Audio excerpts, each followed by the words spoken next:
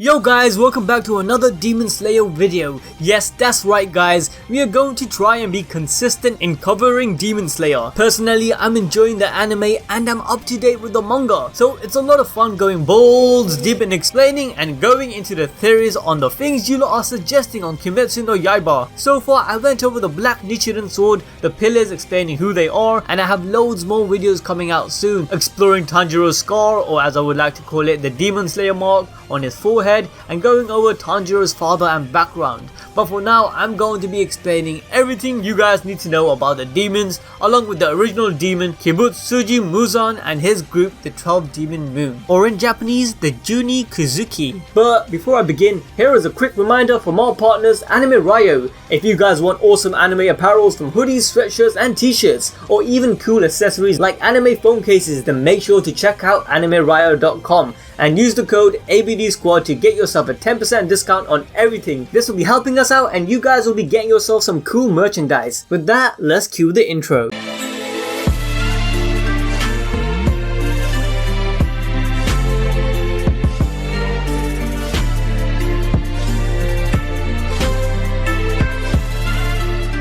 Before I go on to explaining the demons in Kimetsu no Yaiba, I'm going to have to put out a disclaimer that this video does in fact contain spoilers here and there, so all you non-manga readers have been warned. However, I will try and keep the spoilers to a bare minimum, so don't worry too much about it. Now, let's begin. So what do we actually know about the demons? For one, all the demons are former humans that have been transformed into immortal beings from the blood of Kibutsuji Muzan, who is said to be the first original demon. However, there are cases where demons are created by other means. For example, the situation with Yushiro, as Tamayo turned him into a demon after breaking free from Muzan's control and her 200 years of study. But she herself insinuated this was a rare occurrence and only happened once. Now, most demons end up losing their memories from their human life while developing a predatory instinct. They thrive off devouring humans, and the more humans they eat, the stronger they become, as they gain more abilities along with the potential to survive for centuries, which is like practically having eternal life. Note, they are not immortal as they can still die. Now, while most demons each have their own specific form they choose, most look human at first, while only with slight changes like gaining pale skin, cat-like eyes, or even changes in hair color. Depending on the number of humans they consume, their form will either change drastically, gaining extra heads, limbs, and becoming more monstrous, whereas some would actually be able to retain their normal appearance. This is more likely due to being in control of the demon powers to the point where their appearance can also be controlled. Alongside their appearance, demons who have more control over themselves can also control their size, as we have seen with Nezuko, who shrinks herself to fit into her box, and we also seen this with Kibutsuji Muzan himself, where he takes the form of a man, later a child, and even a woman. So yeah, coming to the demon's actual powers and abilities, well, as I mentioned earlier, a demon power is dependent on the quantity of human consumption. This would either enhance their physical strength or increase the level of the blood demon arts depending on the demon. Basically, the demons have incredible supernatural strength, endurance, and speed, with some of them gaining some magic-like ability known as the blood demon arts, which are basically techniques shown to be very specific to each demon and could be based on the personality of the demon, and again, the stronger the demon is, the stronger the technique will be. Now, the way the demon's gain of ability works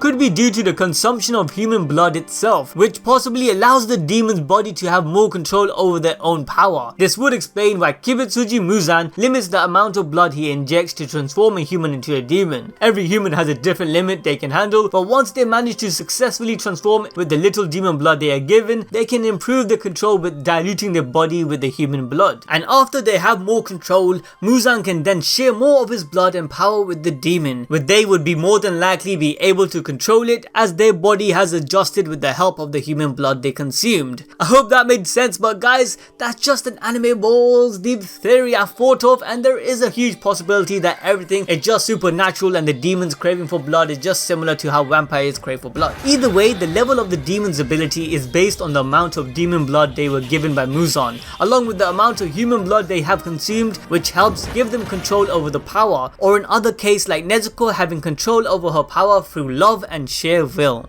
Okay, so you get it. Demons are overpowered and dangerous, so how can they be stopped? Well, earlier we mentioned that demons can literally survive for centuries and longer. However, they can be killed. Like vampires, demons love the human blood, but again, like vampires, they are also weak to the sun. Yes, the only way to kill a demon is to expose them to the power of the sun. Now you guys are probably wondering, but anime balls deep, how can humans control the power of the sun? It's not like we can put the sun in a bottle. Well, my dear ABD squad, with the power of science, they can make a sun gun. Okay, that was a bit cheesy and cringe. No, but seriously though, considering the era Demon Slayer is set in, they pretty much did science the shit out of the sun. Using certain metals that has absorbed a huge amount of sunlight, the humans can forge special swords known as the Nichirin Blade. With these special swords, the humans are able to kill the demons by chopping off their head at the neck. We have actually explained this in greater detail on the real reason Tanjiro has a black Nichirin sword explained video, so make sure to check that out after. But coming back to the demons and their weakness, they are also repelled by the wisteria flower, which is how some of the demons are kept trapped on the final selection mountain. From the wisteria flower, a poison can also be made that needs to be directly injected into a demon to cause them to melt down from the inside and ultimately be unable to regenerate or regenerate at a slower pace. These effects of the wisteria flower could be explained due to the absorption of sunlight and the reaction it gives off. Using a revolutionary technique, you can convert sunlight into food.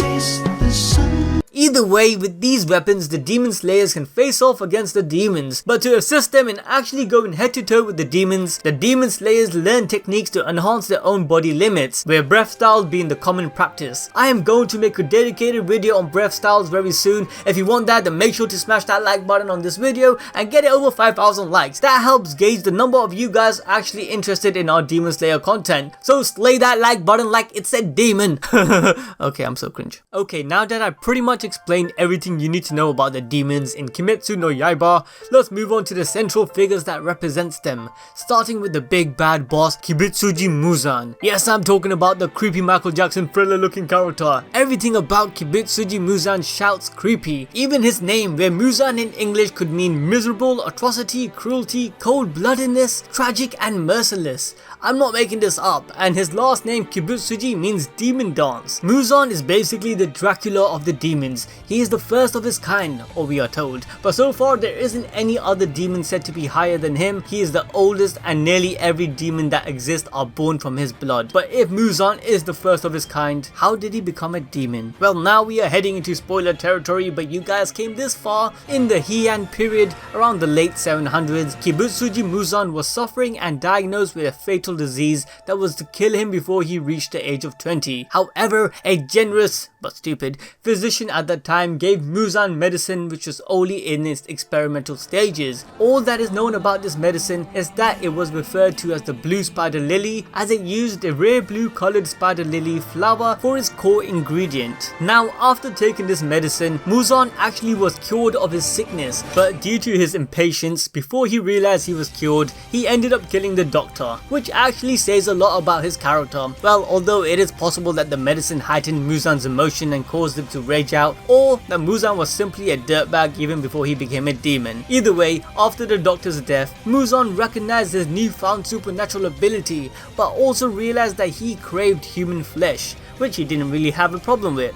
You know, as he could just have it all he can eat anytime he wanted with his newfound strength. However, there was a problem that really made Muzan angry, and that was the sunlight, which could kill him. Over time, this depressed Muzan. Like, even I feel depressed with no sun, so I kind of get where he's coming from. But this weakness restricted Muzan a lot, so it became Muzan's primary goal to defeat the sun. And to achieve this goal, Muzan went on a mission to seek out the very medicine that made him into a demon, the blue spider lily, so that he can understand more about the origin of his own existence and possibly make a complete version of it. The second thing he did was spread his blood, turning many into demons. He did this in hopes that one day a demon would arise with the immunity to the sunlight. From then he could simply eat and absorb the demon to obtain that immunity. Okay, so now you know a bit about Muzan's past and his mission.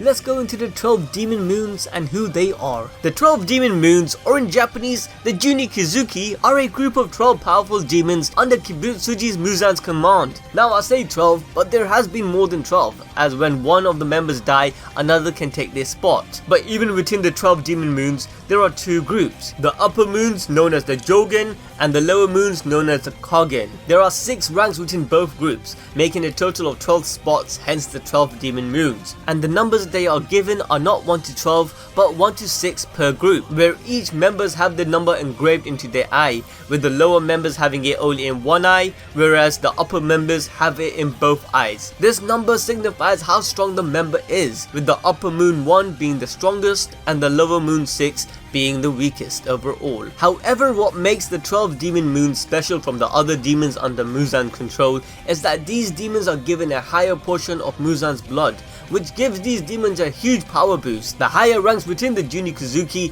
would have a higher amount of Muzan's blood. The trick is being able to handle the amount of blood without exploding. Again, this goes back to the theory that I mentioned earlier, where human blood is needed to dilute the body to control the demon's power, along with having a strong will to handle the amount of power. This would also explain why the previous lower moon 6, Kyogai the drum demon, was seeking rare blood so he could continue serving as a Juni Kizuki by getting stronger. Now, another difference between the Juni Kizuki and the other demons is that these 12 demons are Muzan's personal elite squad who are supposed to help fulfill his dreams. Yes, that's their sole purpose, to fulfill his missions in life. The mission is to seek out the blue spider lily, but since the creation of the demon slaying core, the Juni Kizuki are also tasked in destroying them. However, since the creation of the Juni Kizuki, the pillars of the demon slaying core have killed many lower moons over the years, while the upper moon have killed and eaten many number of pillars over the course of 100 years of battle between them. Due to this, the members of the upper moon haven't really changed for over 100 years, while the members of the lower moon have been replaced time after time. This actually ended up pissing Muzan to the point where he just simply gave up on expecting shit from the lower moon. But with that, you guys should know what the 12 demon moons are about. Now let's briefly go into who they are and list all the known members, starting with the lower moon 6. Kyogai is the previous lower demon 6 and the first encounter we have of the 12 demon moon. Although technically Kyogai is like a bench member, as he was dropped from the demon moon due to being too weak, and stemmed from his desire to get stronger and to escape from the feeling of unwantedness and rejection. Kyogai sought pure blood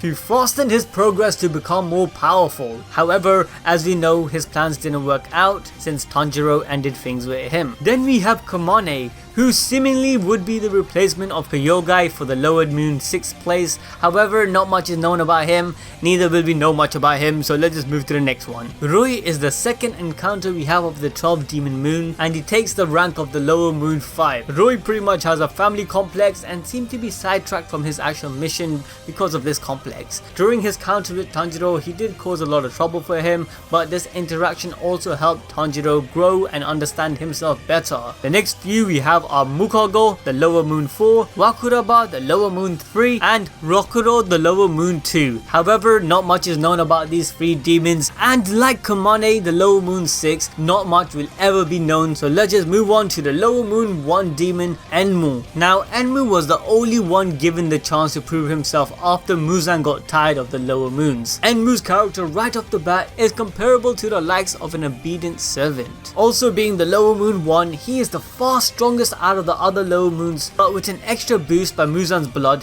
Enmu was tasked in killing a pillar along with killing Tanjiro. Moving on to the upper moons, I just want to state that unlike the lower moons and the other demons, simply slicing off their heads with a Nichirin blade won't do the trick. Some of the upper moons have evolved to the point where they can even survive after having their necks chopped off by keeping their core safe. Now, what I mean by core is like their essence. Now, although each of the upper moons have different ways, but the main way is usually splitting their essence into different bodies. With that, let's start with the upper moon 6, Darky and her brother Gyutaro. You guys are probably like, why did you mention 2 demons, anime balls, dude? Well, the thing is, both of them share one essence, as Gyutaro implants one of his own eyes into Darky's forehead, which gives him the ability to avoid death by decapitation like he's done with the other normal demons. To kill them, you have to kill both of the siblings at the same time. The next upper moon is Kaigaku, the upper moon 6. Yes, another upper moon 6, but this one isn't part of the other 2. He's just a benched replacement for the siblings. Now, Kaigaku's backstory is a massive spoiler to the plot in my opinion, and I don't want to go into it too much, I'm not going to spoil it, but I do want to let you guys know that he is the youngest upper moon within the Juni Kizuki, and before he turned into a demon when he was a human, he was a demon slayer. So yes, he's pretty much a traitor scum to the demon slaying corps. Okay, for the upper moon 5, we have Gyoko,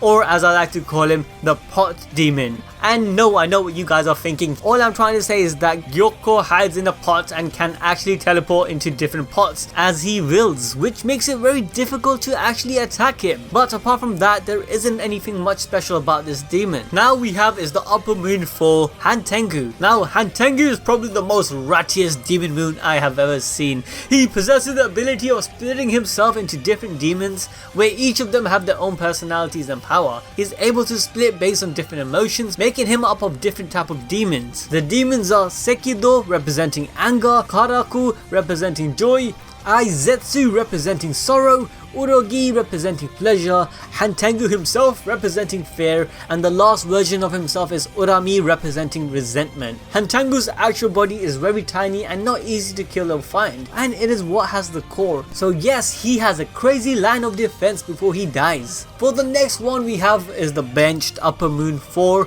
Nakime. Not much is known about her apart from the fact that her powers are kind of similar to the old Lower Moon 6. So yes, she has dimensional transporting powers, but with that we have to move to the next one, the Upper Moon 3 Akaza, who to some of you guys might be the most hated and to others the most loved demon moon among the rest. Akaza is a true fighter. He loves to fight, especially in hand-to-hand combat. He uses a bare-fisted martial arts style called the Soryu style. Akaza also follows his own principle, as even though he is a demon, he refuses to eat women. Aw, isn't that sweet? But I'm pretty sure he still killed babies and kids with no problem. Next up we have is the Upper Moon 2 Doma, who in my opinion is the most twisted demon among the 12. Doma is fairly new compared to some of the other 6 Upper Moons, although saying that he is still over 100 years old. Doma rose in ranks really quickly due to the number of kills and humans he ate, which ultimately made him very strong. And although he does possess incredible strength, it's debated if he's stronger than Akaza, as many indications shows that Akaza can actually defeat him in combat. Lastly we have is the strongest, the Upper Moon 1 Kokushibo, who seems to be the most mysterious one from the others. Kokushibo also is relevant to the plot of the story, so I ain't going to spoil much, but Kokushibo, similar to Kaigaku, was a demon slayer as a human, but we're talking about centuries ago, as Kokushibo is the oldest from the Upper Moon demons. Also, Kokushibo has markings on his face looking like a brewing flame. We can see this marking similar to Tanjiro's and the other demon slayers, but I'm actually going to go into more detail about Kokushibo and his importance in the story in our next video about Tanjiro and his father.